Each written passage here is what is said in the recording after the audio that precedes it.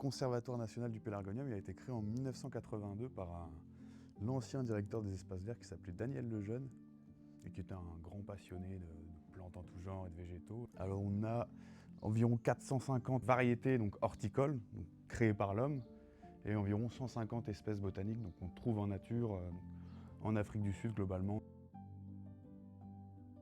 Donc le Pélargonium, c'est un genre botanique, en biologie, on classe le vivant dans des cases. Donc un genre botanique, ça va réunir diverses espèces. Donc le Pélargonium, la principale caractéristique, c'est en fait la morphologie de la fleur.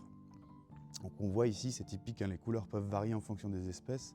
On va avoir 2 pétales supérieurs et 3 pétales inférieurs. Donc on a un axe de symétrie qui est central en fait. Et c'est ce qu'on appelle en botanique la zygomorphie, cette forme de fleur-là qui est typique, contrairement au géranium, géranium qui a un autre groupe assez proche. Donc nous, on a plusieurs rôles, mais il y a un principal rôle, c'est un conservatoire, donc on conserve ce patrimoine à la fois biologique et à la fois historique, sachant qu'il y a certaines variétés horticoles qui ont plusieurs siècles, qui datent des années 1800, et puis certaines espèces botaniques qui sont pour certaines en danger d'extinction.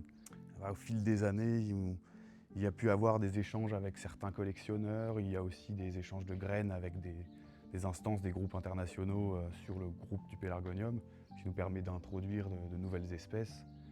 Et aussi, il y a un travail de recherche pour trouver des variétés anciennes. Forcément, la principale tâche en été, ça va être donc la gestion de l'arrosage, hein, forcément. Même si le Pélargonium est une plante très résistante à la sécheresse, on va multiplier ces végétaux donc à la fin de la période estivale, donc on va les bouturer, toutes nos variétés, pour les renouveler, donc on va les cloner en quelque sorte, pour avoir à nouveau des jeunes sujets qui sont sains.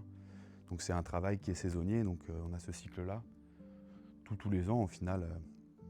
Puis après, c'est un travail de veille constante en fonction des ravageurs. Il faut être vigilant globalement.